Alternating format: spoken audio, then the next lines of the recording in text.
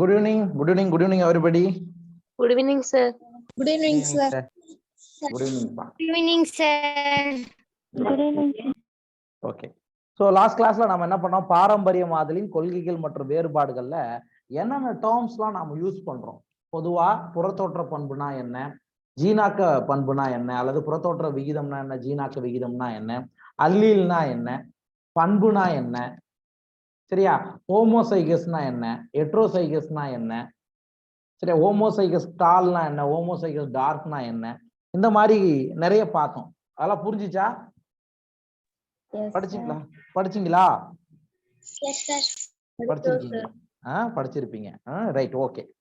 அப்ப இப்ப நம்ம என்ன பார்க்க போறோம் அப்படின்னா, மெண்டலுடைய விதிகள்லாம் என்னென்ன, சரியா? மெண்டல் எத்தனை விதிகளை வெளியிட்டாரு ஏற்கனவே தெரியுமா? அவரது ஆராய்ச்சிகளோட முடிவுல எத்தனை விதிகளை வெளியிட்டு இருப்பார் தெரியுமா? 3 sir. 3. ஓகே, 3. சரி. இதுக்கு முன்னாடி நம்ம படிச்சதுல மெண்டல் எத்தனை அதாவது எத்தனை வருடங்கள் இவருடைய விதியை எத்தனை வருடங்கள் ஆராய்ச்சி செய்து விதியை வெளியிட்டார்? 7 வருடங்கள் சார். 7 வருடம். கரெக்டா சொல்ல போனா 1856ல இருந்து 1863ஆம் ஆண்டு வரைக்கும் கிட்டத்தட்ட இவருடைய ஆராய்ச்சிகள் இருந்தது அப்படின்னு நம்ம படிச்சிருக்கோம். சரியா?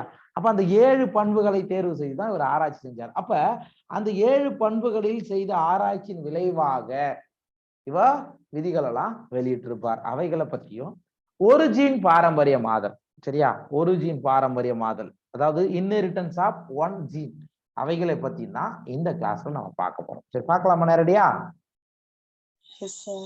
ரைட்.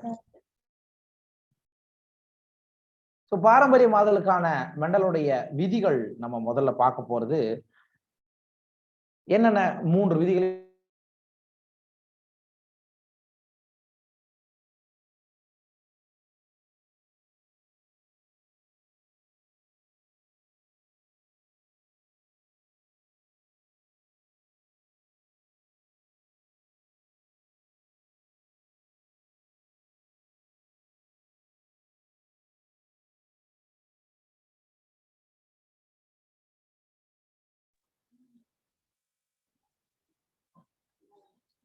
Sir.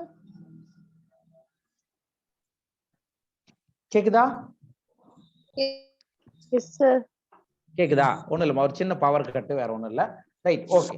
அப்ப மெண்டலுடைய விதிகளை தான் நம்ம இதுல பார்க்க போறோம், நம்ம சொல்லிட்டோம்.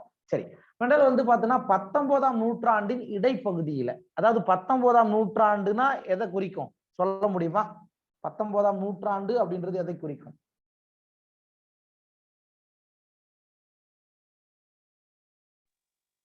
ஆயிரத்தி 800 அந்த மாதிரி வர சொல்லுங்க சார்.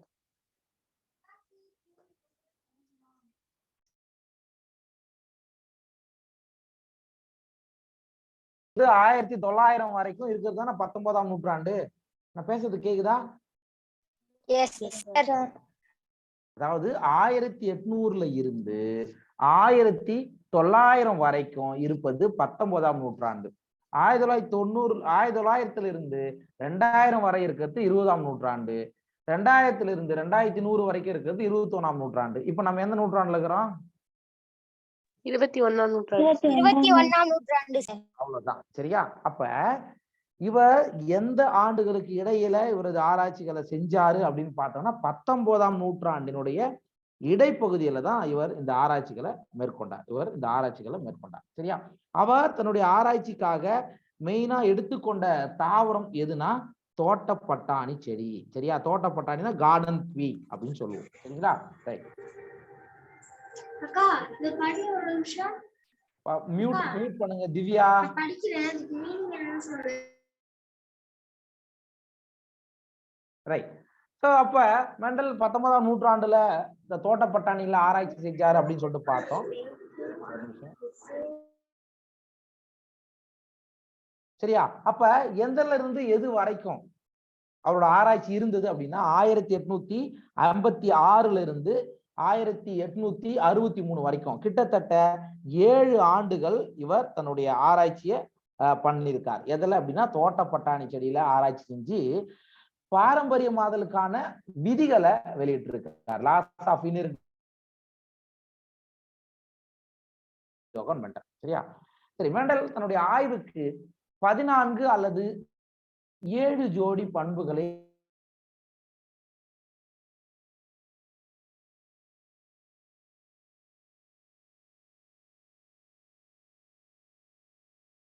நான் பேசிட்டு கேக்குதாயா? ஒருத்தர் ரிப்ளை ஆகணும். பிரேக் ஆகுது சார். பிரேக் ஆகுது சார். பிரேக் ஆகுதா? ஒரே நிமிஷம், பிரேக் ஆகாதே. நெட்வொர்க் கரெக்டா வந்துருச்சு. ஒரே நிமிஷம் வெயிட் பண்ணுங்க.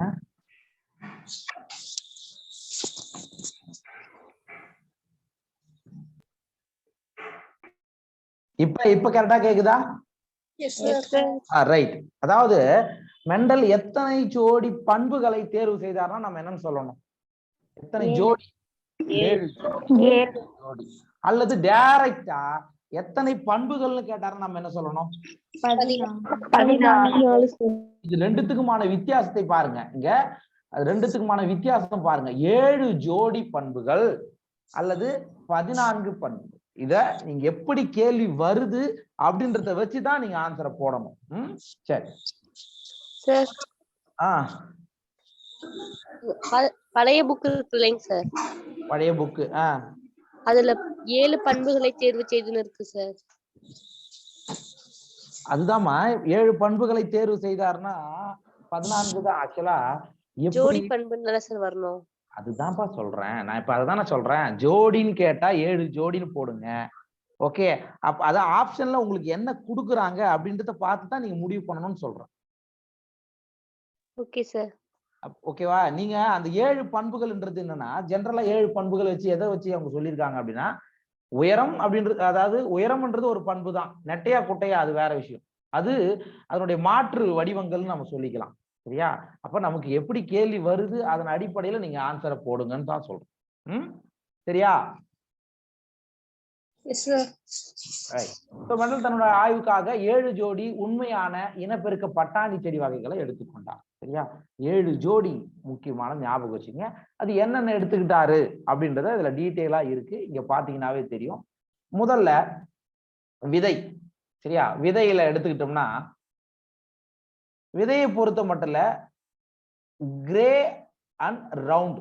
சரியா? ஃபர்ஸ்ட் வந்து கிரே அண்ட் ரவுண்ட். அடுத்து வித்திலை பொறுத்த மட்டும் எல்லோ அண்ட் கிரீன். சரி, அப்போ மொத்தம் 7 கேரக்டர் என்னென்ன எடுத்துக்கிட்டாரு அப்படின்றத முதல்ல நீங்க தெரிஞ்சுக்கலாம். சரியா? ஃபர்ஸ்ட் வந்து விதை. விதையில வித்திலைகளை ஒண்ணு எடுத்துக்கிட்டாரு. அப்புறம் விதையினுடைய வடிவம், ஃபார்ம். சரியா? அதை எடுத்துக்கிட்டாரு.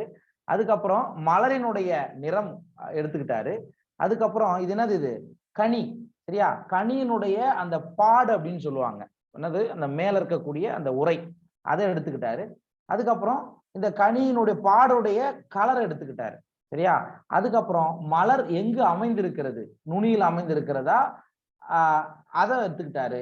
அதுக்கு அடுத்தது சைஸ், ஹைட்டை எடுத்துக்கிட்டாரு. சரியா? நம்ம இது தமிழ்ல பின்னாடி இருக்கு, நம்ம அதை பார்த்துக்கலாம். மொத்தமா எத்தனை அப்படின்னு கேட்டாங்கன்னா 7 ஜோடி பண்புகளை எடுத்துக்கொண்டாருன்னா இதுதான். இந்த 7 பண்புகளும் நம்ம இந்த படத்துல இருக்கு. இது நம்ம டீட்டெயிலாவே தமிழ்லையும் பார்க்கலாம். No problem. ரைட். பல்வேறு உண்மையான பட்டாணி செடிகளில் மெண்டல் செயற்கை மகரந்த சேர்க்கை அல்லது கலப்பு மகரந்த சேர்க்கை நிகழ்வை செய்தார். நமக்கு தான் ஏற்கனவே படிச்சிருக்கோமே, மகரந்த சேர்க்கைன்னு நமக்கு தான் தெரியுமே. அது என்ன செயற்கை மகரந்த சேர்க்கை? செயற்கை மகரந்த சேர்க்கைன்னா என்ன? செயற்கை மகரந்த சேர்க்கைன்னா என்னப்பா? நம்ம நிகழ்த்துறது சார். அது இயற்கையா நிகழாம, தன்னிச்சையா நிகழாம நம்ம நேர்த்தது. இப்பதான் நம்ம பார்த்தோமே, கலப்பன சேர்க்கைக்கு என்னென்னலாம் மெத்தடு பார்த்தோம். மகரந்த நீக்கம், பயிரிடுதல் சார்.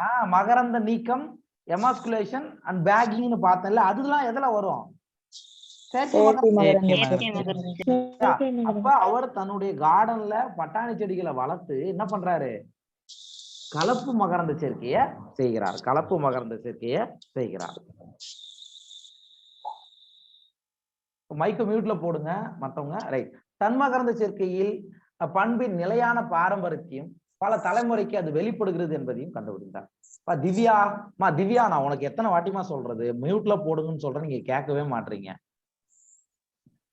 ரிமூவ் பண்ணவா?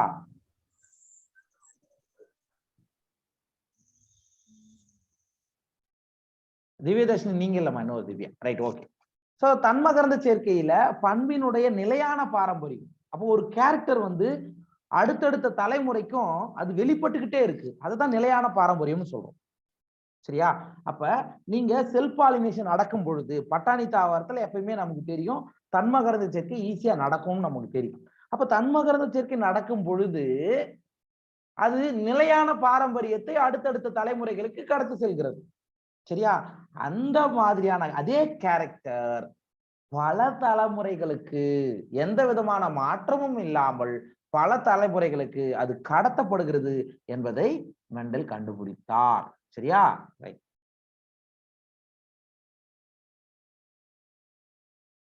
ரைட். இங்க பாத்துக்குங்க, அந்த நம்ம தமிழ்லயே கொடுத்துருக்கோம் என்ன பண்புகள் அவர் எடுத்துக்கிட்டாரு. சரியா?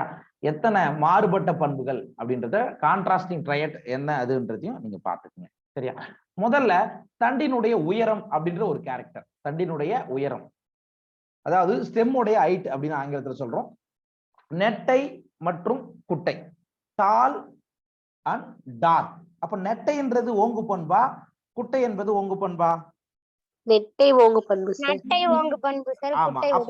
அப்ப உயரம் அப்படின்னு ஒரு கேரக்டர் எடுத்துக்கிட்டா அதுக்கு ஒரு ஓங்கு பண்பும் இருக்கு, ஒரு ஒடுங்கு பண்பும் இருக்கு. சரியா? ஒரு டாமினன்ட் கேரக்டரும் இருக்கு, ஒரு ரிசசிவ் கேரக்டரும் இருக்கு. அதுதான் வந்து நம்ம என்ன சொல்லுவோம், கான்ட்ராஸ்டிங் ட்ரையட் அப்படின்னு சொல்லுவோம். சரிங்களா? ரைட். நெக்ஸ்ட் மலரினுடைய நிறம், அதாவது ஃப்ளவர் கலர். சரியா? இந்த வருஷம் நீட் தேர்வு எழுதுனவங்களுக்கு தெரிஞ்சிருக்கும். இதுல இருந்து ஒரு கேள்வி வந்துதா? பாத்திருக்கீங்களா? பாக்கலையா? யாருமே பாக்கலையா கொஸ்டின்? கூற்று காரணங்கள் வந்துருங்க. எஸ், கூற்று காரணங்கள்ல வந்திருக்கு. அப்ப இந்த 7 கேரக்டரும் மைண்ட்ல இருந்தா மட்டும்தான் நீங்க ஆன்சர் பண்ண முடியும். அதுக்கு தான் நான் சொல்றேன், ஒரு ரிமைண்ட் பண்றேன். ரைட், பார்க்கலாம். அப்ப ரெண்டாவது வந்து மலரினுடைய நிறத்தை எடுத்துக்கிட்டாரு. ஊதா நிற மலர் அண்ட் வெள்ளை நிற மலர். சரியா? வயலட் அண்ட் ஒயிட் அப்படின்ற 2 மாறுபட்ட பண்புகள் அதுல இருந்தது. அதுக்கடுத்தது மலர் அமைவிடம். சரியா? ஃப்ளவர் வந்து எந்த இடத்துல அமைஞ்சிருக்கு, ஒரு தாவரத்துல ஃப்ளவர் எங்க அமைஞ்சிருக்கு. ஃபார் எக்ஸாம்பிள் நமக்கு தெரியும், இப்படி இருக்குன்னு வச்சுக்கோ, இது ஆக்சிஸ், கோணத்தில் அமைந்திருக்கிறதா அல்லது நுனியில் அமைந்திருக்கிறதா, அதுதான் மலருடைய அமைவிடத்தை பொறுத்து, அதாவது ஃப்ளவருடைய பொசிஷனை பொறுத்து ஆக்சிலா ஆர் டெர்மினலா அப்படின்னு 2 கான்ட்ராஸ்டிங் கேரக்டர். சரிங்களா? அடுத்தது கனியினுடைய வடிவம், அதாவது பாட் ஷேப் அப்படின்னு ஆங்கிலத்தில் சொல்லுவோம். என்னது? பாட் ஷேப். அந்த மலாட்டிக்கு மேல தோலும்பு இருக்குல்ல, அதுதான் நம்ம கனியினுடைய பாடு அப்படின்னு சொல்லுவோம் இல்லையா, அதுதான். இப்ப கனியினுடைய வடிவம், இப்ப பட்டாணி தாவரத்துல கனியினுடைய வடிவம் தட்டையானது அப்படின்னா இன்ஃபிளேட்டட் அப்படின்னு சொல்லுவாங்க. அண்ட் சுருக்கங்களுடையது கன்ஸ்ட்ரிக்டட் அப்படின்னு சொல்லிட்டு 2 மாறுபட்ட பண்புகளை கொண்டதாக இருந்தது. அதுக்கு அடுத்தது கனியினுடைய நிறம், கலர் ஆஃப் த ஃப்ரூட் அல்லது colour of the pod. Okay, பாடோடைய கலர் எடுத்துக்கிட்டாரு. பச்சை மரம் மற்றும் மஞ்சள் நிறம், பச்சை நிறம் மற்றும் மஞ்சள் நிறம் என 2 கான்ட்ராஸ்டிங் கேரக்டர். அதுக்கடுத்தது விதையினுடைய வடிவம், ஷேப் ஆஃப் த சீட். சரியா? ரவுண்ட் ஆர் ரிங்கிள்டு, அதாவது உருண்டை வடிவம், மற்றொன்று சுருக்கிய வடிவம். அண்ட் விதையினுடைய நிறம் மஞ்சள் நிறத்துல இருக்கிறதா பச்சை நிறத்துல இருக்கிறதா பட்டாணி அப்படின்னு எடுத்துக்கிட்டார். இப்ப புரியுதா எத்தனை பண்புகளை எடுத்துக்கிட்டாருன்னா? எத்தனை? 7 பண்புகள். ஆமா, 7 கேரக்டர்.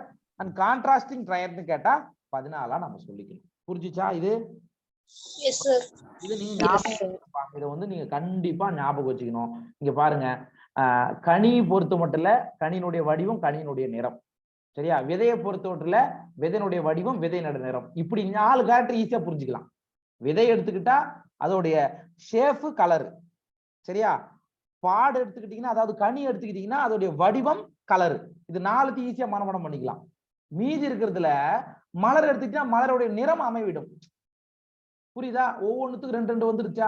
அண்ட் லாஸ்டா தண்டினுடைய உயரம். இப்படி ஞாபகம் வச்சீங்கன்னா உங்களால ஈஸியா ஆன்சர் முடியும். அப்ப கனின்னு எடுத்துக்கிட்டா, மறுபடியும் சொல்றேன் பாருங்க, கனின்னு எடுத்துக்கிட்டீங்கன்னா கனியினுடைய வடிவம், கனியினுடைய நிறம், அது ஒரு 2 பண்பு.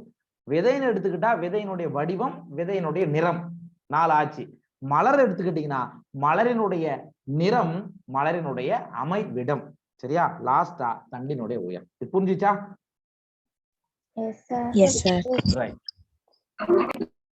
நம்ம என்சிஆர்டில கொடுத்திருக்கக்கூடிய இந்த படத்தை நீங்க பாருங்க. இங்க பாத்தீங்கன்னாவே நமக்கு தெரியும். நம்ம சொன்ன அந்த 7 மெயினான கேரக்டரை வச்சு இங்க பாத்துக்கலாம். விதையினுடைய வடிவம், ஃபர்ஸ்ட் பாருங்க, shape of the seed round seed, wrinkled seed. இங்க உருண்டையா இருக்கு, இங்க சுருங்கி போயிருக்கு. அப்ப ரவுண்ட் சீடுன்றது ஓங்கு பண்பு கொண்டது, டாமினன்ட் கேரக்டர். அண்ட் ரிங்கிள்டு சுருங்கியது என்பது ஒடுங்கு பண்பு கொண்டது. ரைட், விதையினுடைய வடிவம் முடிஞ்சிச்சு. அடுத்தது விதையினுடைய நிறத்தை பொறுத்த மட்டும் இல்ல, மஞ்சள் நிற விதை ஓங்கு பண்பு கொண்டது, பச்சை நிற விதை ஒடுங்கு பண்பு கொண்டது. சரிங்களா? அடுத்தது மலரினுடைய நிறம், சரியா, வயலட் ஊதா நிறம் ஓங்கு பண்பு, வெள்ளை நிறம் ஒடுங்கு பண்பு. சரிங்களா? அடுத்தது கனியினுடைய வடிவம் பிளாட்டர்ன்டு தட்டையானது ஓங்கு பண்பு, சுருக்கங்கள் இங்க பாத்தீங்கன்னாவே தெரியும், அந்த பாடு வந்து கொஞ்சம் கொஞ்சமா அப்படி வளைஞ்சிருக்கிறத பார்க்கலாம். சுருக்கங்கள் உடையது என்பது ஒடுங்கு பண்பு. அண்ட் கனியினுடைய நிறம் கிரீன் கலர் பாட், ஓகே, இன்னொன்னு வந்து எல்லோ கலர் பாட். இது ஓங்கு பண்பு, இது ஒடுங்கு பண்பு. சரியா? அடுத்தது மலருடைய அமைவிடம் எங்க அமைஞ்சிருக்கு அப்படின்னா, கோண மலர்னா அது ஓங்கு பண்பு. சரியா? கோணம் ஆக்சிஸ் இங்க பாத்தீங்கன்னா தெரியும், இந்த ஆக்சிஸ்ல வளர்றதால அது கோண மலர்னு சொல்றோம். நுனி மலர் டெர்மினல், இது வந்து ஒடுங்கு பண்பு. அந்த தண்டினுடைய உயரத்துல நெட்டை என்பது ஓங்கு பண்பு, குட்டை என்பது ஒடுங்கு பண்பு. புரிஞ்சுச்சா? Yes sir. Yes sir. Yes sir. Right. அடுத்தது நம்ம என்ன பார்க்க போறோம்னா, ஒரு ஜீன் பாரம்பரிய மாதம். நமக்கு ஜீன் எங்க இருக்குன்னு நம்ம படிச்சோம். ஜீன் எங்க இருக்கு?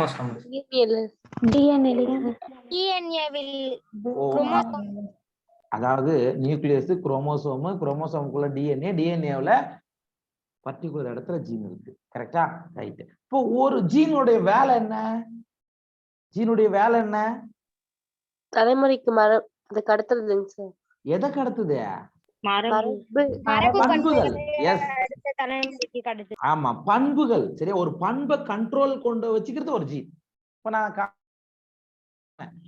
தலைமுடி வந்து கர்லிங்கா இருக்குதுன்னா அதுக்கு ஒரு ஜீன் காரணம். சரியா? தலைமுடி வந்து கோர முடி மாதிரி லென்த்தியா ஸ்ட்ரெயிட்டிங்கா இருக்குன்னா அதுக்கு ஒரு ஜீன் காரணம் அப்படின்னு சொன்னோம் இல்லையா? அப்ப ஒரு ஜீன் அடுத்த தலைமுறைக்கு எப்படி பாரம்பரியம் ஆகிறது, இன்ஹெரிட்டன்ஸ் ஆகிறது அப்படின்றத நம்ம இப்ப பார்க்க போறோம். ஸோ மெண்டல் நெட்டை மற்றும் குட்டை பட்டாணி தாவரத்துடன் கலப்பினம் செய்து ஒரு ஜீன் பாரம்பரிய முறையை கண்டறிந்தார். சரியா? அப்ப கேட்கலாம்ல, ஒரு ஜீன் பாரம்பரியத்தை எந்த பண்புகளின் அடிப்படையில செய்து வெளியிட்டார் அப்படின்னா, உயரத்தை எடுத்துக்கிட்டாரு, நெட்டை தாவரத்தையும் குட்டை தாவரத்தையும் கலப்பினம் செய்தார். டால் பிளான்ட்டையும் டார்க் பிளான்ட்டையும் கலப்பினம் செய்து ஒரு ஜீன் பாரம்பரிய மாதலை கிரிகோர் மெண்டல் வெளியிட்டார். புரிஞ்சுச்சா?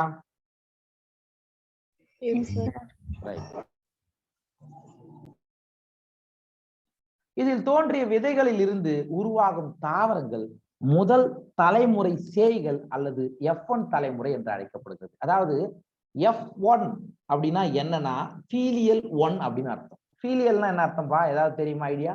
ஃபீலியல் அப்படின்னா என்ன அர்த்தம்? அதாவது மகன் அல்லது மகள் அப்படின்னு அர்த்தம். சரியா? மகன் அல்லது மகள் அப்படின்றது அர்த்தம் யூசுவலா. அப்ப என்ன சொல்றாரு, நெட்டை தாவரம் குட்டை தாவரத்தை கலப்பினம் செய்தார். இது ரெண்டுத்தையும் கலப்பினம் செய்து நமக்கு கிடைக்குது இல்லையா, இதத்தான் நம்ம என்ன சொல்றோம், F1 ஜெனரேஷன் அப்படின்னு சொல்றோம். புரியுதா? சரியா? முதல் தலைமுறையில என்ன கிடைக்குது அப்படின்றதுதான் F1 தலைமுறை, F1 ஃபீலியல் அப்படின்றது இதுதான் அர்த்தம். சரிங்களா? F1 தலைமுறை அனைத்துமே நெட்டை தாவரங்கள் ஆகும். சார் எப்படி சார் இது பாக்குறது? இங்க பாருங்க, சும்மா ஜஸ்ட் இங்க போடுறேன், நான் பின்னாடி இன்னும் எலாபரேட்டா போடுறேன். Capital T capital T, small T small T. Capital டின்றது என்னதுப்பா? என்னது? ஓங்கு பண்பு சார். ஓங்கு பண்பு, பியூர் டாலு, ஹோமோசைகஸ் டாலு, எப்படிலாம் சொல்லலாமா? சொல்லலாமா? ரைட். இது வந்து தூய குட்டை, ஹோமோசைகஸ் டார்க் அப்படின்னு சொல்லலாம். ரைட். இப்ப நமக்கு இது கேமிட்டா பிரிங்க அல்லது அல்லில பிரிக்கும் போது என்னவா பிரியும்? Capital T capital T. ஆமாப்பா, சைகோட்ல இருந்து கேமிட், இது அதாவது மதர் செல்ல இருந்து கேமிட்டா பிரிதா இப்படிதான் பிரியும்னு அர்த்தம். ரைட்டா? இப்ப இப்ப இத கலப்பணம் செய்யுங்க. Capital T small T, capital T small T.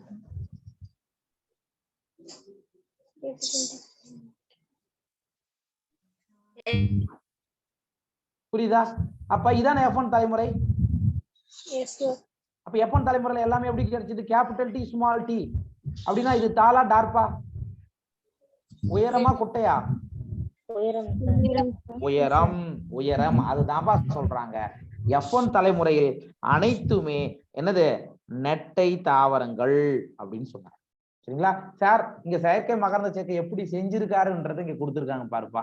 அப்ப ரிமூவல் ஆஃப் ஆந்தர், அதாவது எமாஸ்குலேஷன் அவர் செய்கிறார், மகரந்த நீக்கத்தை அவர் செய்கிறார். எதுல? பட்டாணி செடியில. அதுக்கப்புறம் இங்க பாருங்க, இது ஒரு தாவரம், இது ஒரு தாவரம். சரியா? அப்ப என்ன பண்றாரு? இதிலிருந்து மகரந்த துகளை இதுக்கு கலப்பின மகரந்த சேர்க்கை செய்கிறார். அதுதான் இந்த படம் குறிக்கிறது. புரியுதா? Yes sir. ரைட்.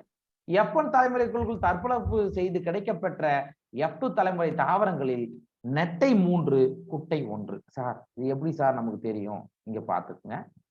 ஜஸ்ட் நான் ஒரு பண்பு கலப்பு சோதனையை நான் அப்படியே நான் இங்க போட்டுறேன். அப்பதான் நமக்கு கம்ப்ளீட்டா புரியும். பாத்துக்கலாம்.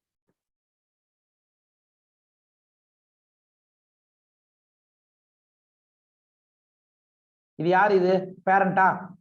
கரெக்டா? பெற்றோர் தானே இது? S sir. அப்ப நெட்டை, இது குட்டை. நமக்கு தெரியும் ரெண்டுமே ஹோமோசைகஸ் தான். இது டாமினன்ட், இது ரெசசிவ். புரியுதா? ரைட்டு. இப்ப நம்ம போட்டது அதே தான். இப்ப கேமிட்டா பிரிச்சிங்கன்னா இதுல என்ன வரப்போகுது?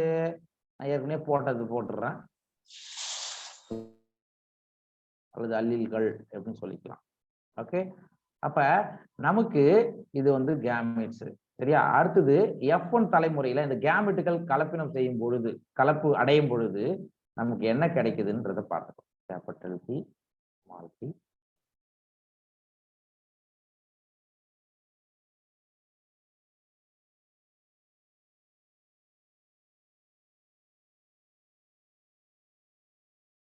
அப்ப டைரக்டா நமக்கு F1 தலைமுறையில என்னப்பா கிடைச்சது?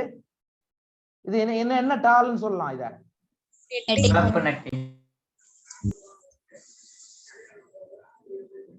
ஹெட்டிரோசைகஸ் டால்.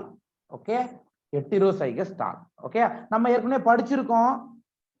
ஒரு நெட்டை பண்பு ஒரு குட்டை பண்பு வெளிப்படும் பொழுது, குட்டை பண்பு சேர்ந்து வரும் பொழுது எது வெளிப்படும் சொன்னோம்? எந்த பண்பு வெளிப்படும் சொன்னோம்? நெட்டை தான் வெளிப்படும். அப்ப F1 தலைமுறையில கிடைச்சத அடுத்தது என்ன பண்றாரு? இப்ப இது வந்து கலப்பின மகரந்த சேர்க்கை செய்கிறார். கரெக்டா? இது எதுல செஞ்சிருக்காரு? கலப்பினம் செஞ்சாரு. அடுத்தது என்ன பண்றாரு? இது F1 தலைமுறையில் கிடைத்த கலப்பினங்களை செல்ஃப் பாலினேஷன் பண்றார். என்னது? தன் மகரந்த சேர்க்கைக்கு உட்படுத்துகிறார். சரியா? இப்ப நீங்க இது கேமெட்டா பிரிங்க.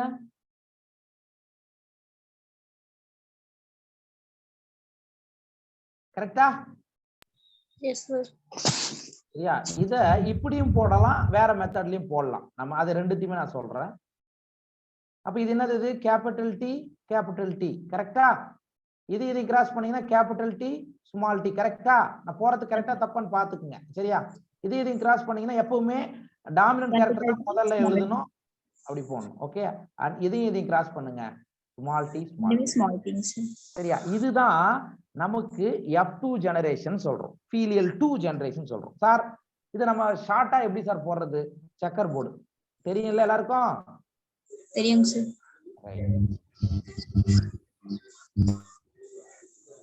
அப்ப இங்க பாருங்க. அப்ப நம்ம என்ன பண்ணோம்? இதுதானே கேபிட்டல் டி ஸ்மால் டி. இதை வந்து நான் வித்தியாசப்படுத்தியே சொல்லிக்கிறேன். இது செக்கர் போர்டுக்காக போறது. நீங்க இப்படியும் போடலாம், இப்படியும் போடலாம். அதனால பிரச்சனையே கிடையாது. இதை கிராஸ் பண்ணுங்க. Capital T capital T. இதையும் கிராஸ் பண்ணணும். Capital T small T. And இதையும் கிராஸ் பண்ணணும். Capital T small T. இதையும் கிராஸ் பண்ணுங்க. Small T small T. சரியா? இப்ப சொல்லுங்க, புறத்தோற்றத்தின் அடிப்படையில நமக்கு ஏற்கனவே தெரியும்பா, புறத்தோற்ற விகிதம் ஜீனாக்க விகிதம் கண்டுபிடிக்க வேண்டும். புறத்தோற்ற விகிதம்னா எப்படி கண்டுபிடிப்பீங்க?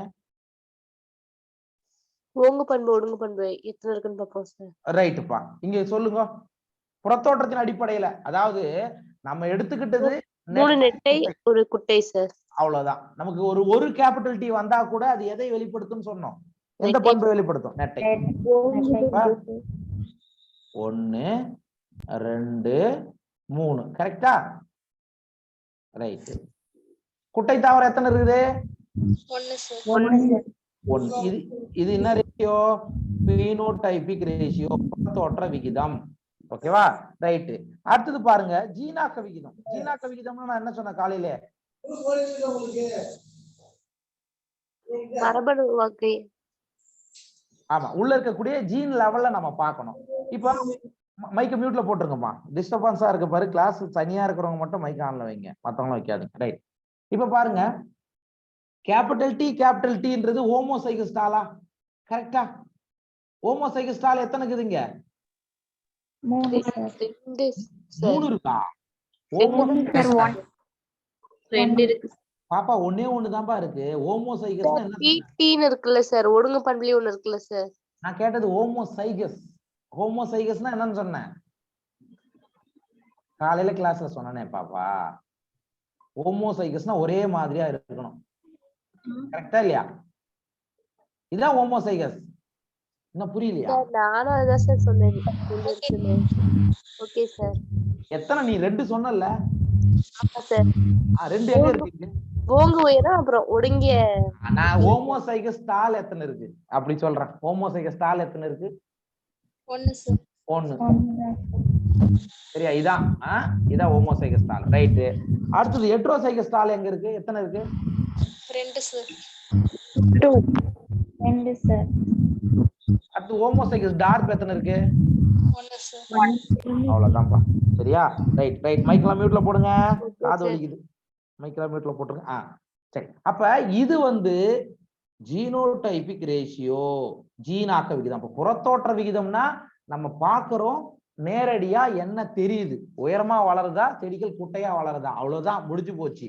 ஆனா ஜீனாக்க விகிதம் என்பது அதுக்குள்ள இந்த கேரக்டர்ஸ், கேபிட்டல் டி எத்தனை இருக்கு, ஸ்மால் டி எத்தனை இருக்கு, கேபிட்டல் டி ஸ்மால் டி எத்தனை இருக்கு, இதுதான் சொல்லுவோம். இது புரிஞ்சுச்சா? இதான் மோனோ ஹைபிரிட் கிராஸ்ன்னு சொல்லுவோம். ஒரு ஜீன் பாரம்பரியமாதல். புரிஞ்சுச்சா இது? Yes sir. நோட் பண்ணிருப்பீங்கன்னு நினைக்கிறேன். நோட் பண்ணாதவங்க அடுத்து திருப்பி இதை பத்தி வரும்போது நான் அப்படியே கண்டினியூ பண்ணிக்கிட்டே இருப்பேன். நீங்க அப்ப கூட பாத்துக்கலாம், ஒன்னும் பிரச்சனை இருக்காது. ரைட். சாரி.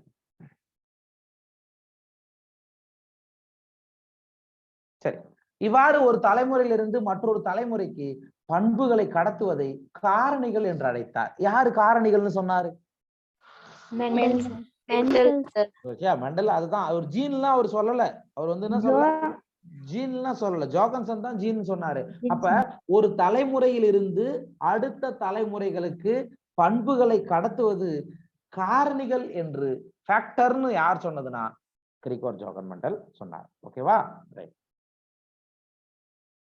இந்த படத்தை பாருங்க, ஜஸ்ட் உங்களுக்கு தெரிஞ்சுக்கணுன்றதுக்காக, அதாவது புறத்தோற்றத்தை எப்படி நீங்க கால்குலேட் பண்ணுவீங்கன்றதுக்காக நான் இந்த படம் கொடுத்துருக்கோம். அப்ப என்ன எடுத்துக்கிட்டாரு அப்படின்றத இங்க பாருங்க. கேபிட்டல் டி ஒரு உயரமான பட்டாணி செடி, ஒரு குட்டையான பட்டாணி செடிய என்ன பண்றாரு? கலப்பினம் செய்கிறார். F1 தலைமுறையில என்ன கிடைச்சது? எல்லாமே கலப்பினமான நெட்டைகளாகவே கிடைச்சது. சரியா? அடுத்தது என்ன பண்ணாரு? இந்த கலப்பின நெட்டை தாவரங்களை என்ன பண்றாரு? தற்கலப்புக்கு உட்படுத்துகின்றார். அது ரெண்டுத்தையும் என்ன பண்றாரு இங்க பாருங்க. Capital T small T self பாலினேஷனுக்கு உட்படுத்துகிறார். அப்படி உட்படுத்தும் பொழுது புறத்தோற்றத்தின் அடிப்படையில 1, 2, 3 தாவரங்கள் நெட்டைகளாகவும் ஒரே ஒரு தாவரம் குட்டைகளாகவும் கிடைத்தது. இதுதான் புறத்தோற்ற விகிதம்னு சொல்லுவோம். ஜீனாக்கத்தை பொறுத்த மட்டும் இல்ல, capital T 1, capital T 1, capital T small T 2, small T 1. அப்ப ஜீனாக்க விகிதம் 1:2:1. அவ்வளவுதான். சரியா? எல்லாருக்கும் இது தெரியும் நினைக்கிறேன். தற்போது இக்காரணிகள் ஜீன்கள் என்று அழைக்கப்படுகிறது. அப்ப கிரிகோர் ஜோகன் மெண்டல் சொன்ன ஃபேக்டர் இப்ப நம்ம என்னன்னு சொல்றோம்? ஜீன்கள் அப்படின்னு சொல்றோம். ஓகே, ஸ்கிரீன் எல்லாருக்கும் தெரியுதா?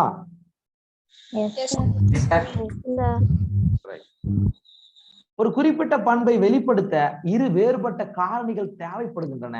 இந்த காரணிகளுக்கு அல்லீல்கள் என்று பெயர். அதாவது ஒரு பர்டிகுலர் கேரக்டரை எக்ஸ்பிரஸ் பண்றதுக்கு டிஃப்ரெண்ட் ஃபேக்டர்ஸ் தேவை அப்படின்னு சொன்னார். சரியா? அந்த ஃபேக்டருக்கு என்ன பெயர்னா அல்லீல்கள் என்ற பெயர். என்னது? அல்லீல்கள் என்ற பெயர். இவை ஒரே ஜீனில் அமைந்திருக்கிறது. ஒரே ஜீன்ல அமைஞ்சிருக்கிறது. சார் இது என்ன sir? Capital T small T. Capital T small T. சரியா? இது வேறுபட்ட காரணிகள். இது வேறுபட்ட காரணிகள் என்ன ஆகிறது? ஒன்றாகவே சேர்ந்து இப்ப நமக்கு பார்க்கும் பொழுது புறத்தோற்றத்தின் அடிப்படையில் அது நெட்டையாகத்தான் இருக்கும். சரியா? இந்த காரணிகளை அவர் என்னன்னு சொன்னாரு? அல்லீல்கள் அப்படின்னு சொன்னாரு. இது எங்க இருக்கு? ஒரே ஒரு ஜீன்ல. அப்ப ஒரு ஜீனின் மாற்று வடிவங்கள் அல்லீல்கள் அப்படின்னு சொல்லலாம். ஓகேவா? புரியுதா? Yes sir. ரைட். இந்த படத்தை பாருங்க சார். அது எப்படி சார் அல்லீல் நம்ம எப்படி சார் பிரிக்கிறது அப்படின்னா இந்த படத்தை பாத்தீங்கன்னாவே உங்களுக்கு தெரியும். இப்ப இது ஒரு ஜீன் பா. இப்போ ஒரு ஜீன்ல கேபிட்டல் ஏ ஒரு அல்லீல், ஸ்மால் ஏ ஒரு அல்லீல். சரியா? ஒரு ஜீன் அப்படின்றது 2 அல்லீல்கள் சேர்ந்ததுதான் ஒரு ஜீன். 2 அல்லீல்கள் சேர்ந்ததுதான் ஒரு ஜீன். இது பிரியும் பொழுது இங்க பாருங்க, இது பிரியும் பொழுது கேபிட்டல் ஏ ஒரு அல்லீலாகவும் ஸ்மால் ஏ ஒரு அல்லீலாகவும் பிரிகின்றது. அப்ப ஒரு ஜீன்ல 2 மாறுபட்ட வடிவங்கள் இருக்கின்றன. அதைத்தான் நாம அல்லீல்கள் அப்படின்னு சொல்றோம். ஓகேவா? புரிஞ்சுச்சா? ரைட். நெட்டை தாவர ஓங்கு பண்பு, அதாவது கேபிட்டல் டி அப்படின்றது என்னன்னா ஹோமோசைகஸ் டால் அப்படின்னு சொல்றோம். குட்டை தாவர ஒடுங்கு பண்பு, அதாவது டார்ப்ல ரிசசிவ் கேரக்டர் ஸ்மால் டி. சரியா? இது வந்து என்னது? ஹோமோசைகஸ். இதுவும் ஹோமோசைகஸ் தான். இதெல்லாம் நமக்கு தெரியும். அண்ட் கலப்பு நெட்டை தாவரம் கேபிட்டல் டி ஸ்மால் டின்னு வந்தா அது என்னது? எட்டிரோசைகஸ் டால் அப்படின்னு சொல்றோம். சரியா? இதுவே capital T and small T, அதாவது இது எதை குறிக்கும் அப்படின்னா ஜீனாக்க பண்புகளுக்கு தான் நம்ம கேபிட்டல் டியா ஸ்மால் டியா அப்படின்றத நம்ம சொல்லுவோம். ஓகேவா? இது எல்லாருக்குமே தெரிஞ்ச விஷயங்கள் தான் பார்த்துருக்கோம். நெட்டை மற்றும் குட்டை என்பது புறத்தோற்ற பண்பு. எல்லாருக்குமே தெரிஞ்ச பண்பு தான். உயரம்னு எடுத்துக்கிட்டீங்கன்னா ஒரு தாவரம் உயரமா இருக்கலாம் அல்லது குட்டையா இருக்கலாம். அப்ப உயரமான தாவரமா குட்டையான தாவரமா அப்படின்னு நம்ம சொல்றது என்னது? புறத்தோற்றம். புறத்தோற்றத்தின் அடிப்படையில வெளிப்படுத்தக்கூடிய பண்பு அப்படின்னு சொல்றோம். ஒரு பண்பை மட்டும் எடுத்துக்கொண்டு, அதாவது உயரம் அப்படின்னு ஒரு கேரக்டர். சரியா? உயரம் ஹைட் அப்படின்றது ஒரு கேரக்டர். அதை எடுத்துக்கொண்டு தாவரங்களுக்கு இடையே கலப்பு செய்வதுதான் மோனோ ஹைபிரிட் கிராஸ். மோனோனா என்னது? ஒன்பு, ஒரே ஒரு பண்பு. என்ன பண்பு? உயரம். சரியா? அப்ப நெட்டை அண்ட் குட்டைய கலப்பினம் செய்கிறார், ஹைபிரிட் செய்கிறார். சரியா? அதனால இதை நாம என்ன சொல்றோம்? மோனோ ஹைபிரிட் கிராஸ் அப்படின்னு சொல்றோம். புரியுதா?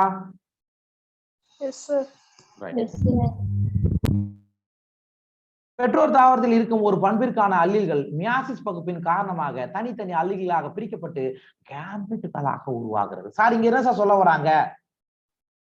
கேபிட்டல் டீன்னு இருக்கு. இது ஒரு பெற்றோருடைய பண்பு. சரியா? இது என்ன பகுப்புக்கு உட்படுகிறது? ரிடக்ஷன் டிவிஷன் ஆர் மியாசிஸ், குன்றல் பகுப்பு அல்லது மியாசிஸ் பகுப்புக்கு பிறகு. அப்ப இது வந்து என்ன கண்டிஷன்ல இருக்குன்னு அர்த்தம்? 2n தானே அர்த்தம். எஸ், கரெக்டா இல்லையா? ரைட். இது 2 கேமெட்டுகளாக பிரிகிறது. சரியா? 2 கேமெட்டுகளாக பிரிகிறது. Capital T. சரியா? இங்க பாருங்க. அப்ப இது ஒரு ஆப்ளாய்ட், இது ஒரு ஆப்ளாய்ட். இப்படிதான் போகும். சரியா? ரைட். அப்ப அல்லீல்களாக பிரிக்கப்பட்டு கேமெட்டுகளாக மாற்றப்படுகின்றன. இது நம்ம என்சிஆர்டில இருக்கக்கூடிய படம்டா ராஜா. சரியா? என்சிஆர்டில எப்படி சார் மோனோ ஹைபிரிட் கிராஸ் போட்டுக்கிறாங்கன்னா இந்த படத்தை பாருங்க, இப்படிதான் இருக்குது. அண்ட் அவங்க என்ன கொடுத்துருக்காங்க? நம்ம இப்ப கையால, அதாவது நியூமரிக்கால நம்ம போட்டதை வித் இமேஜோட கொடுத்துருக்காங்க. வேணும்னா அதையும் ஒரு வாட்டி பார்த்துக்கலாம். சரியா? அவங்க என்ன பண்ணிட்டாங்க? 2த்துக்குமே செக்கர் போர்டை யூஸ் பண்ணிட்டாங்க. கரெக்டா? நம்ம தனித்தனியா போட்டதை அவங்க செக்கர் போர்டை போட்டாங்க. அவ்வளவுதான் வித்தியாசம். ரைட். இங்க பாருங்க, பெற்றோர் பேரண்ட்ல டால் அண்ட் டார்க் 2 எடுத்துக்கிட்டாங்க. இதனுடைய அல்லீல்கள் அல்லது கேமெட்டுகள்னு பார்க்கும் பொழுது கேபிட்டல் டி ஒரு கேமெட், கேபிட்டல் டி இன்னொரு கேமெட். இங்க எடுத்து டார்க் எடுத்துக்கும் போது ஸ்மால் டி இது நீங்க கலப்பணம் செஞ்சீங்கன்னா F1 தலைமுறை எல்லாமே எப்படி இருக்குது பாருங்க, படத்தை பாருங்க, எப்படி இருக்குது? நெட்டையாவே இருக்கு சார். நெட்டையாவே இருக்குது. அப்ப இந்தல இருந்து என்ன பண்றாரு? செல்ஃப் பாலினேஷன் பண்றார், தன் மகரந்த சேர்க்கைக்கு உட்படுத்துகிறார். அப்ப கேபிட்டல் டி ஸ்மால் டி கேமிட்டா பிரிச்சீங்கன்னா ஒரு கேபிட்டல் டி ஒரு ஸ்மால் டி. அதே மாதிரிதான் இங்கேயும் ஒரு கேபிட்டல் டி ஸ்மால் டி. இத F2 ஜெனரேஷன்ல நம்ம போட்டு பார்த்தோம்னா இங்க பாருங்க, 3 உயரமான தாவரம், 1 குட்டையான தாவரம். 3 உயரமான தாவரம், 1 குட்டையான தாவரம். ஜீனோடைப் ரேஷியோ பார்க்கும்போது capital T 1, capital T small T 2, small T small T 1. புரியுதா? இது NCERT இருக்கக்கூடிய படம்.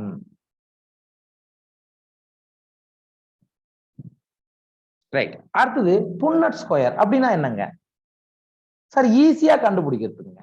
சரியா? ஈஸியா கண்டுபிடிக்கிறதுக்கு F2 ஜெனரேஷனை ஈஸியா நம்ம ஃபைண்ட் அவுட் பண்ணோம்னா அதுக்கு உதவக்கூடியதுதான் இந்த புன்னட் சட்டகம் அப்படின்னு சொல்றோம். F1 மற்றும் F2 தலைமுறைகள் எவ்வாறு தோன்றுகிறது என்பதை அறிய பயன்படுத்துது. அது நீங்க F1 சொல்லலாம் அல்லது F2 சொல்லலாம். இப்பதான் இந்த படத்துல பார்த்துட்டோம். அப்ப இங்க பாருங்க,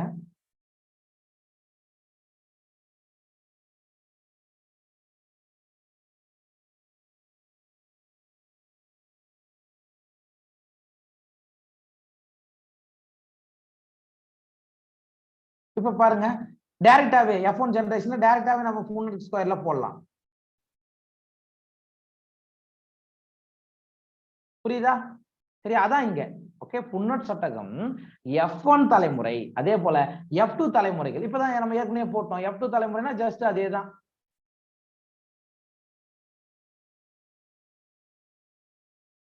ஏன்னா ஒரு தற்காப்பு எடுத்துக்கிறார், இதை நம்ம கலப்பணம் செய்யறாங்க. புரிஞ்சுச்சா?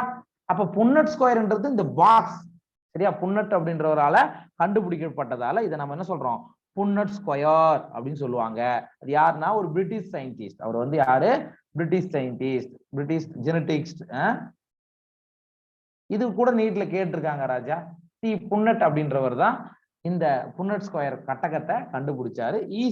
ஈஸியா ஜீனாக விகிதத்தை நம்ம ஈஸியா ஃபைண்ட் அவுட் பண்றதுக்கு இது உதவுகிறது அப்படின்னு சொன்னார். இங்க நான் போட்டிருக்கேன் பாரு, நான் போட்டதே தான் திருப்பி இங்க பாக்ஸா போட்டிருக்கேன்.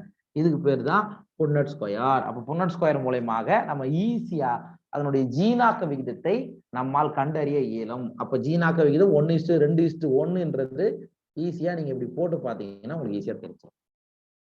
ரைட். அப்ப நம்ம ஒரு பண்பு கலப்பு சோதனையில என்னென்னலாம் நமக்கு முக்கியம் அப்படின்றத பாருங்க. சரியா? ரைட். புறத்தோற்ற விகிதம் என்னது?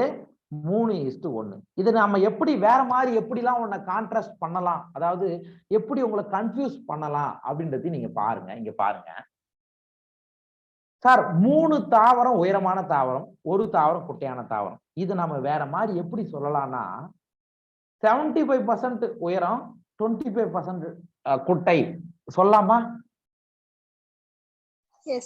அதாவது 100%ன்றது 3+1 4 அப்படின்னு வச்சுக்கோங்க. அப்ப 75% எது? உயரம், 25% குட்டை. இப்படியும் நீங்க கொடுக்கலாம். ரைட்டா? அல்லது என்னது 3/4 ஆர் 1/4 கொடுக்கலாமா? முக்கா காலு நீ இப்படியும் சொல்லலாம். எத்தனை பர்சன்டேஜ் அப்படின்றது சொல்லலாம். சக்திமதி உங்களுடைய நெட்வொர்க் கொஞ்சம் பாத்துக்குங்க. காது ஏன்னா ஏர் ரேஷன் உங்களுக்கு அதிகமா இருக்கு. நீங்க என்ன பண்ணுங்க, மைக் மியூட்லயே வைங்க. சரிங்களா? Okay sir. மைக் மியூட்லயே வைங்க. ரைட். அப்ப ஜீனாக்கு விகிதம் 1:2:1 போது இதே இது நீங்க இதுக்கு அப்ளை பண்ணுங்க. 1:2:1 நான் இங்க போடுறேன். அப்ப இது எத்தனை பர்சன்டேஜ்? 25%. 2ன்றது எத்தனை பர்சன்டேஜ்? 50%. அப்ப 1ன்றது 25%. ஓகே. இத வேற மாதிரி எப்படி சொல்லலாம்? 1/4. சரியா? 2/4 அல்லது 1, இங்க 1/4. புரியுதா? Yes sir. நம்ம 1:2:1 கொடுக்காம 25, அதாவது ஒரு கேள்வி கிரியேட் பண்றவங்க எப்படி ஒன்னாலும் கேட்கலாம். 25% எப்படி இருக்கு, சரியா? 45%, சாரி 50% இப்படி இருக்கு அப்படின்னு கூட கேட்கலாம். அப்ப எதுக்கணும் நீங்க தயாராக இருக்கணும். ரைட்.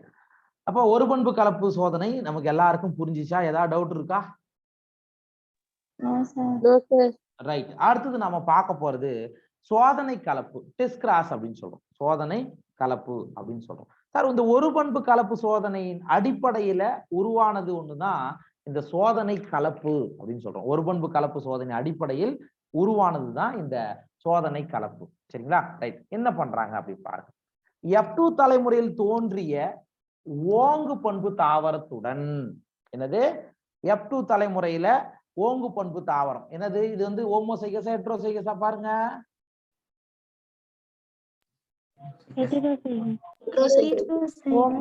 Homozygous, sir.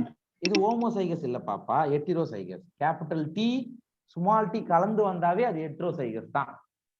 இதுதான் ஹோமோசைகஸ். ஸ்மால் டி ரெண்டும் ஒரே மாதிரி இருந்தா தான் அது ஹோமோசைகஸ். இங்க மாறி இருக்கிறதுனால ஹெட்ரோசைகஸ்.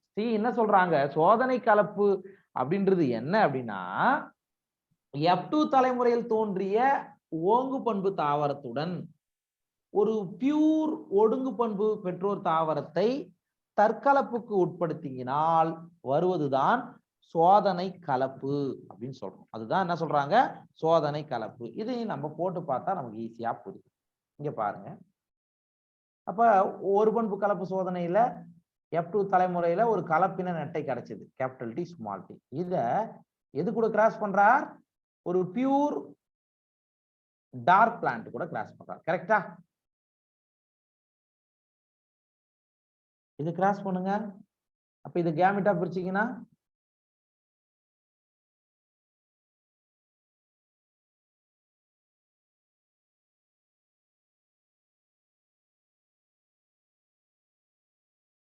சக்கர போர்டை வச்சு போட்டு சொல்லுங்க. Capital T small T small T small T cross பண்ணுங்க. Capital T small T. இதையும் கிராஸ் பண்ணுங்க. Small T small T. இதையும் கிராஸ் பண்ணுங்க. Capital T small T. இதையும் கிராஸ் பண்ணுங்க. Small T small T. கிடைக்குதா? அப்ப இதுல என்ன மாதிரி வந்திருக்குது சொல்லுங்க. என்ன மாதிரி வருது? Phenotype 2:2, sir. ஆமா, 2 உயரம் 2 குட்டை. கரெக்டா? குட்டையா? இத வேற மாதிரி நம்ம எப்படி சொல்லலாம்? 50% 50% சொல்லலாம் சார். இப்படி சொல்லலாம். 50-50 சொல்லலாம். 50-50 2 by சொல்லலாம். 4, 2 by 4 சொல்லலாம் sir. அப்படின்னு சொல்லலாம். இத அடிச்சிட்டு கூட சொல்லலாம். 1:1 சொல்லலாமா? சொல்லலாம் சார். சொல்லலாமா? ரைட். அப்ப இது பினோடைபிக் ரேஷியோ. ரைட். ஜீனோடைபிக் ரேஷியோனா எத்தனை இருக்கு? ஜீனோடைப் மூலமா சொல்லுங்க. அதுவும் 2:2. அதேதான், அதுவும் அதேதான். சரியா? 2:2 தான். 1:1 சொல்லலாமா? சொல்லலாம். அப்ப ஒண்ணே ஒண்ணு தெரிஞ்சுங்க. சோதனை கலப்புல நமக்கு புறத்தோற்ற விகிதமும் ஜீனாக்க விகிதமும் ரெண்டுமே என்னதான்? சேம் தான். 1:1 தான். இது யாருக்கு புரியல?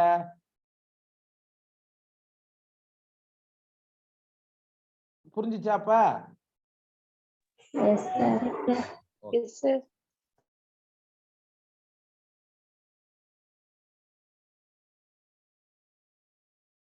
அதான் இங்க போட்டிருக்கேன். டைரக்டாவே இங்க போட்டுட்டேன். டாமினன்ட் வந்து 50%, ரெசசிவ் வந்து 50% கிடைக்குது. அதனால இந்த சோதனை கலப்பை பொறுத்து மட்டும் இல்ல, புறத்தோற்ற விகிதமும் 1:1, ஜீனாக்க விகிதமும் 1:1. அப்ப ரெண்டுத்தையும் ஞாபகம் வச்சுக்கங்க. அப்ப நமக்கு ஒன்னே ஒண்ணுதான் மைண்ட்ல நிக்கணும். என்ன மைண்ட்ல நிக்கணும் அப்படின்னா, ஒரு பண்பு கலப்பு சோதனையில் கிடைத்த F2 தலைமுறையில் கிடைத்த ஒரு கலப்பின நெட்டையை தூய குட்டை பியூர் டார்க் பிளான்ட்டோடு கலப்பினம் செய்வது சோதனை கலப்பு. That's all. புரிஞ்சுச்சா? Yes sir. அடுத்தது பிற்கலப்பு, அதாவது பேக் கிராஸ் அப்படின்னு சொல்றோம். இதுக்கு அப்படியே ஜஸ்ட் கொஞ்சம் opposite.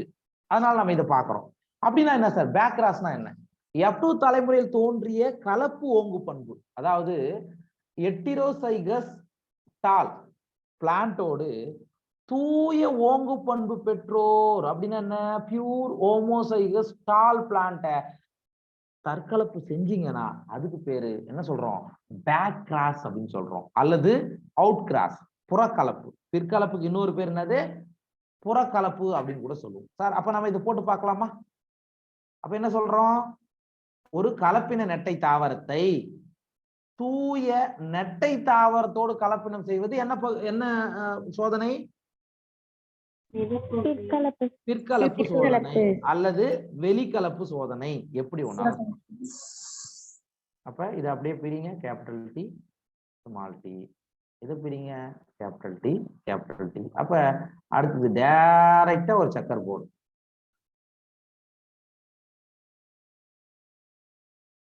Capital T small T capital T capital T. இதையும் கிராஸ் பண்ணுங்க, கேபிட்டல் டி கேபிட்டல். இதையும் கிராஸ் பண்ணுங்க, கேபிட்டல் டி ஸ்மால் டி. இதையும் கிராஸ் பண்ணீங்கன்னா கேபிட்டல் டி கேபிட்டல் டி. இதையும் கிராஸ் பண்ணோம்னா கேபிட்டல் டி ஸ்மால் டி. என்னடா அது? அப்ப புறத்தோற்ற விகிதம் என்னப்பா இங்க பார்த்து சொல்லுங்க. புறத்தோற்ற விகிதம் என்னன்னு வருது? 1:1. 1:1. எப்படி 1:1ன்றீங்க? 2:2 எப்படி பாப்பா 2:2 எப்படின்னு நம்ம சொல்லலாம்? சொல்ல முடியாதுல்ல.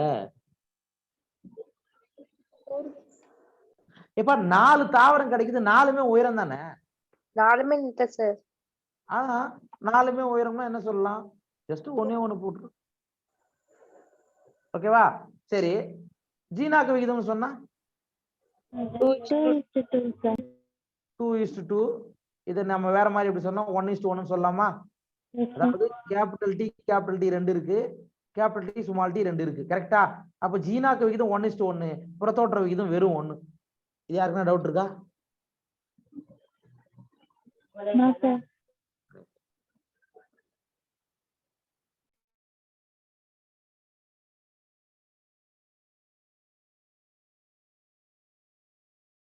புறத்தோற்ற விகிதம் 1, சீனாக்க விகிதம் 1:1.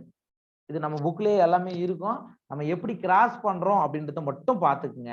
அப்ப நான் சொன்னது ஞாபகம் வச்சுக்கோங்க. சோதனை கலப்புனா ஒரு கலப்பின நெட்டை தாவரத்தை தூய குட்டை தாவரத்துடன் கலப்பின செய்வது. சரியா? அதனுடைய புறத்தோற்ற விகிதமும் ஜீனாக்க விகிதமும் 1:1. அதுவே பிற்கலப்பு அல்லது வெளிக்கலப்பு அப்படின்னா ஒரு கலப்பின நெட்டை தாவரத்தை ஒரு தூய நெட்டை தாவரத்தோடு கலப்பம் செய்வது. அதனுடைய புறத்தோற்ற விகிதம் 1 அண்ட் ஜீனாக்க விகிதம் 1:1. புரிஞ்சுச்சா? Yes sir. சரிப்பா. அடுத்தது என்ன பார்க்க போறோம் அப்படின்னா, சார் நம்மளுடைய புத்தகத்துல என்சிஆர்டி புத்தகத்துல நமக்கு டெஸ்ட் கிராஸ் வேற ஒரு லெட்டரை வச்சு நமக்கு சொல்லி கொடுத்துருக்காங்க. அதை நாம பார்க்க போறோம். பார்த்துடலாமா? மலருடைய நிறத்தை வச்சு, சரியா, மலருடைய நிறத்தை வச்சு ஒரு டெஸ்ட் கிராஸ் கொடுத்துருக்காங்க. அதை நாம பார்க்கலாமா? Yes sir. ரைட். அப்ப என்ன எடுத்துக்கிட்டாரு அப்படின்னா, capital W small w, capital W small w, and இத எது கூட கிராஸ் பண்றாரு? ஸ்மால் w கூட கிராஸ் பண்றாரு. சரியா? அப்ப இங்க பாருங்க, ஸ்மால் w என்றது என்ன கலரை குறிக்கும்? இப்ப நம்ம மலருடைய நிறம் பார்த்தோம். மலருடைய நிறத்துல வெள்ளை குறிக்கும் சார். இல்ல, நான் என்ன கேட்க வரேன், ஓகே, ஈஸியா நீங்க சொல்லிட்டீங்க. மலருடைய நிறத்துல ஓங்கு பண்பு எது, ஒடுங்கு பண்பு எது? ஓங்கு பண்பு ப்ளூ சார், ஒடுங்கு பண்பு ஒயிட் சார். வயலட். சரியா? ஓங்கு பண்புன்றது வயலட், ஒடுங்கு பண்பு வந்து ஒயிட். கரெக்டா? ஊதா மற்றும் வெள்ளை. ஓகேவா? சரி, அப்ப இதுதான் நமக்கு லெட்டரா கொடுத்துருக்காங்க. சார் நம்ம கேபிட்டல் டி ஸ்மால் டி போட்டா அது ஈஸி, நம்ம ஈஸியா கண்டுபிடிச்சுக்கோம். ஆனா நமக்கு மைண்ட்ல நீங்க அதையே கூட வச்சுக்கோங்க. நமக்கு தேவை சோதனை கலப்புனாவே ஒரு ஹெட்ரோசைகஸ், ஒரு பியூர் ரெசசிவ் ஹோமோசைகஸோடு கிராஸ் பண்ணணும். சரியா? இதை நீங்க அப்படியே கலப்பினம் செய்யுங்க.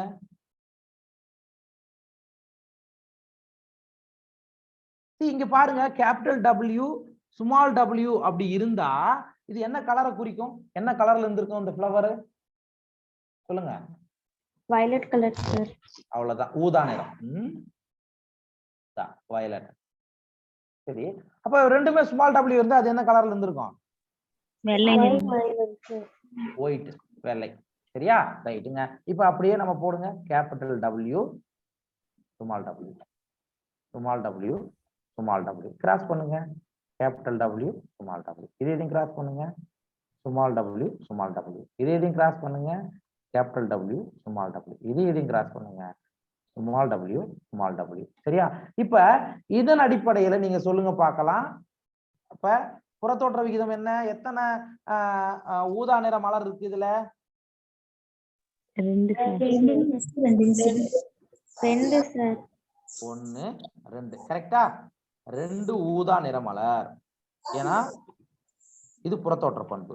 இது 2 என்னது? இது வெள்ளைமா. ஸ்மால் டபிள்யூ வந்தா வெள்ளை. ரைட்டா? எத்தனை இருக்கு? 2 இருக்கு. வெள்ளை 2 இருக்கு. அப்ப இதை நம்ம வேற மாதிரி எப்படி சொல்லலாம்? 1:1 சார். இது புறத்தோற்ற விகிதம். இதுதான் நம்ம என்சிஆர்டில இதை வச்சுதான் கொடுத்துருக்காங்க. ரைட்டு. அப்ப ஜீனாக்கு விகிதம்னு சொன்னா அதுதான் நம்ம ஏற்கனவே தெரியுமே. என்ன? அதே 2:2 போடுங்க. 1:1. கரெக்டா? சரியா? இது ஒரு எக்ஸாம்பிளுக்காக நம்ம இது உள்ள கொடுத்துருக்காங்க. சரியா? அப்ப இங்க வரும் பொழுது இது எப்படி வருது அப்படின்றத இங்க தெரிஞ்சுக்கணும். சரிங்களா? இதே மாதிரியே நீங்க என்ன பண்ணலாம்? பேக் கிராஸுக்கும் இதை மாத்தி போட வேண்டியதுதான். இதுக்கு பதிலா என்ன பண்ணலாம்? கேபிட்டல் டபிள்யூ போடலாமா? போட்டு பார்க்கலாமா? சரிங்க பாருங்க. ஒரு கேபிட்டல் டபிள்யூ ஒரு ஸ்மால் டபிள்யூ. இத எது கூட கிராஸ் பண்ணோம்? கேபிட்டல் டபிள்யூ இது கூட கிராஸ் பண்ணி பாருங்க. கிராஸ் பண்ணா நமக்கு என்ன கிடைக்குது? சரி, டேரக்டாவே நான் போடுறேன். அப்ப நமக்கு என்ன சிம்பிள் கொடுக்குறாங்கன்றது முக்கியம் கிடையாது. அது நம்ம எப்படி போடுறோம்ன்றதுதான் முக்கியம். சரியா? Capital W small W, capital W இப்ப கிராஸ் பண்ணி பார்த்து சொல்லிடலாம். கேபிட்டல் டபிள்யூ இதையும் கிராஸ் பண்ணுங்க. கேபிட்டல் டபிள்யூ ஸ்மால் டபிள்யூ இதையும் கிராஸ் பண்ணுங்க. இதையும் கிராஸ் பண்ணுங்க. சரிங்களா? இப்ப சொல்லுங்க, இது எப்படி கிடைக்குது? புறத்தோற்ற வகை 4மே ஒரே மாதிரி கிடைக்கும். 4மே என்ன கலர் தான் வெளிப்படுத்துது? ஊதா கலர் தான் வெளிப்படுத்துது. ஊதா. அப்ப பினோடைபிக் ரேஷியோ 1. சரியா? ஜீனோடைப் பொறுத்த வரைக்கும் 1:1. அவ்வளவுதான்ப்பா. புரிஞ்சுச்சா? புரிஞ்சுதுங்க சார். அப்ப எது என்ன சிம்பிள் கொடுக்குறாங்கன்றதுதான் முக்கியம். சரியா? அப்ப நமக்கு பேசிக் எல்லாருக்குமே தெரியும். அதை வச்சு நீங்க பயன்படுத்தினீங்கன்னா இது உங்களுக்கு ஃபுல்லாவே தெரிஞ்சிடும். சரியா? ரைட்.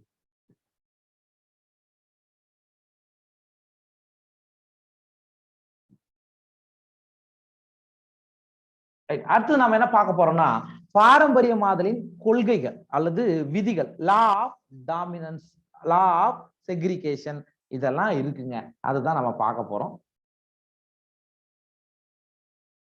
ஒரு பண்பு கலப்பின் அடிப்படையில கிரிகர் ஜோகன் மெண்டல் 2 விதிகளை வெளியிட்டார். சரியா? ஒண்ணு ஓங்கு பண்பு விதி, லா ஆஃப் டாமினன்ஸ். 2வது தனித்து பிரித்தல் விதி, லா ஆஃப் செக்ரிகேஷன். சரியா? அப்ப கேள்வி கூட வரலாம், ஒரு பண்பு கலப்பின் அடிப்படையில் மெண்டல் வெளியிட்ட விதி எது அப்படின்னா இந்த 2 விதிகளையும் நம்ம சொல்லணும். ஓங்கு பண்பு விதி, மற்றொன்று தனித்து பிரிதல் விதி. 2 விதியிலும் என்னென்ன சொல்றாங்க அப்படின்றத நம்ம இப்ப பார்க்கலாம். ஃபர்ஸ்ட் ஓங்கு பண்பு விதி. ஓங்கு பண்பு விதியை பாருங்க. லா ஆஃப் டாமினன்ஸ் பொறுத்த மட்டும் இல்ல, பண்புகளை கட்டுப்படுத்துவது காரணிகள். சரியா? ஒரு கேரக்டரை கண்ட்ரோல் பண்றது யாரு? ஃபேக்டர்னு சொல்றோம். ஒரு கேரக்டரை கண்ட்ரோல் பண்றது ஃபேக்டர். அங்க ஜீன்னு அவர் சொல்லல, அதனால ஃபேக்டர்னு நம்ம சொல்றோம். அண்ட் காரணிகள் எப்பொழுதுமே எப்படி வருதான்? ஜோடியாகத்தான் காணப்படுகின்றன. ஃபேக்டர்ஸ் எப்படி இருக்கு? ஜோடியாகத்தான் இருக்கு. அப்ப கேபிட்டல் டி ஸ்மால் டி ஜோடியாகத்தான் காணப்படுகின்றன அப்படின்னு சொல்றாங்க. 3வது, ஒரு ஜோடி காரணிகளில் ஒன்று ஓங்குத்தன்மையும் மற்றொன்று ஒடுங்குத்தன்மையும் கொண்டிருக்கிறோம். அதுதான் பாருங்க, கேபிட்டல் டி ஓங்கு பண்பு, ஸ்மால் டி ஒடுங்கு பண்பு. சரியா? கேபிட்டல் டி ஓங்கு பண்பு, ஸ்மால் டி ஒடுங்கு பண்பு. இதெல்லாம் அதுல நடக்கக்கூடியது. சரியா? அப்ப the law of dominance is used to explain the expression of only one of the parental characters. அவ்வளவுதான். அப்ப நமக்கு பாருங்க, ஓங்கு பண்பு விதி என்பது ஒரே ஒரு பண்பை அடிப்படையாக கொண்ட ஒரு விதி. சரிங்களா? அப்ப நமக்கு லா ஆஃப் டாமினன்ஸ் பிரகாரம், ஓங்கு பண்பு விதியின் பிரகாரம் நமக்கு என்ன கிடைக்குது? 3:1 அடிப்படையில புறத்தோற்ற பண்புகள் கிடைக்குது. அப்ப இதை நீங்க அப்படியே அப்ளை பண்ணி பாத்துங்க. 3:1 நீங்க போட்டு பாத்துங்க. சரியா? அப்ப இங்க பாருங்க, ஒரு ஜோடி 1 ஓங்கு பண்பு கொண்டது, அப்ப 3 ஓங்கு பண்பு கொண்டது, 1 ஒடுங்கு பண்பு கொண்டது. இதுதான் ஓங்கு பண்பு விதி அப்படின்னு சொல்றோம்.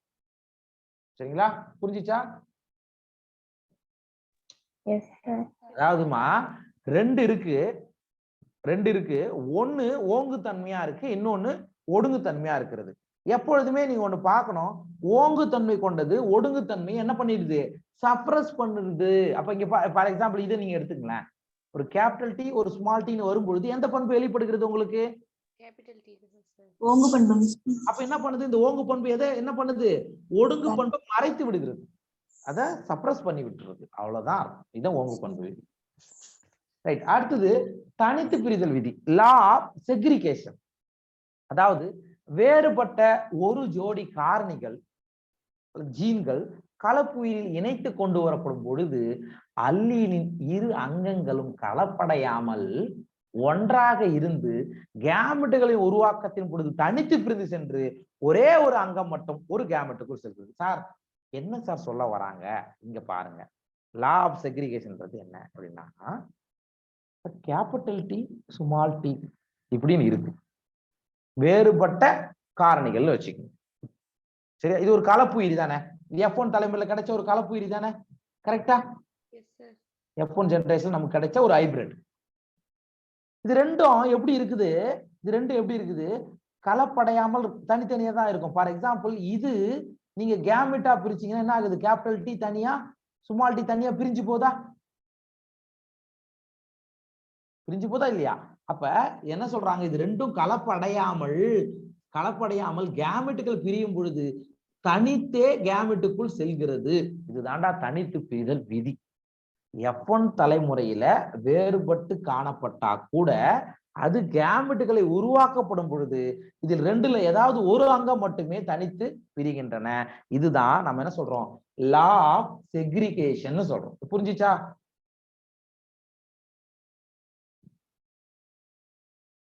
புரியுதா இல்லையாப்பா?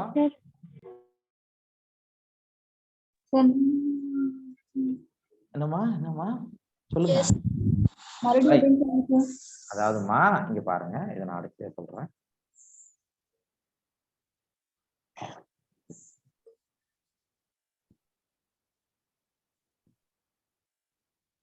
அதாவது தனித்து பிரிதல் விதி எதை எடுத்து விரிக்கிறது அப்படின்னா, 2 ஜோடி காரணிகள் ஒன்னாக கலப்பு வருகிறது.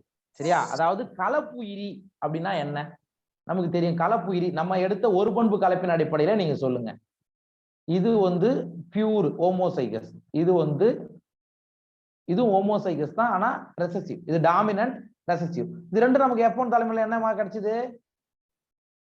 இப்படி கிடைச்சதா? இது என்னது? ஹைபிரிட் தானே, கலப்புயிரி தானே, கலப்புயிரி தானே, ரைட். இது இப்படி இருக்கும்போது கேபிட்டல் டி ஸ்மால் டி ரெண்டுமே சுத்தமா கலந்துராம கேமிட்டா பிரியும் பொழுது கேபிட்டல் டி தனியா பிரியுது, ஸ்மால் டி தனியா பிரியுது. சரியா? அப்ப கேமெட்டுகள் உருவாக்கத்தின் பொழுது இவைகள் தனித்து பிரிந்து சென்று ஒன்று ஒரு கேமெட்டுக்குள்ளும் மற்றொன்று இன்னொரு கேமெட்டுக்குள்ளும் தனித்து பிரிகின்றன. அதுக்கு பேர் தான் தனித்து பிரிதல் விதி அப்படின்னு சொல்றோம். இப்ப புரியுதா?